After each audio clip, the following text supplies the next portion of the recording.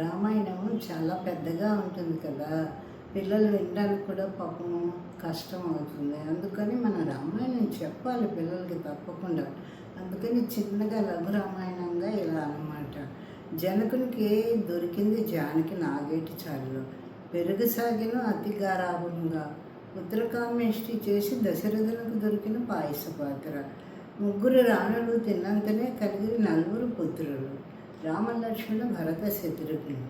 పెరిగిరి వారలు అతి పితృభక్తి తత్పరులై అతి కష్టముతోనూ మౌని యాగమునకు దశరథుడు పంపెను.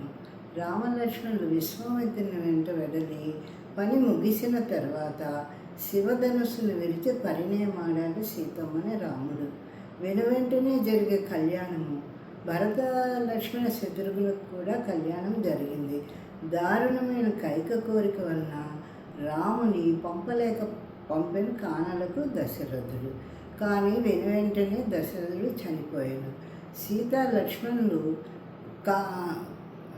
లక్ష్మణులు రాముని వెంట అడవికి చెందిరి.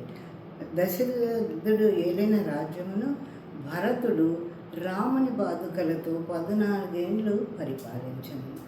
రావణుడు అతి క్రూరముగా సీతను లంక కొనిపోయాను. సీతాన్వేషణలో హనుమ రామ సుగ్రీవుల మైత్రిని చేశాను. దునిమిన వాలిని రాముడు, వేగమే వెడలిన లంకకు హనుమంతుడు. సీతను గాంచి రామునకు క్షేమం తెలిపాను. లంకను గాల్చి మరలి వచ్చాను. హనుమ అందరూ కలిసి వారధి గట్టిరి. రాముడు లంకకు కపిసేనతోడ వెడలి రాముడు దునిమిన దశకంఠుడు. సీతారాముల వెడలని అయోధ్యకు పట్టాభిషిక్తుడై ఏలెను రామరాజ్యం. లవకుశులు జన్మమందరి పరిసమాప్తమైన రాముని అవతారం.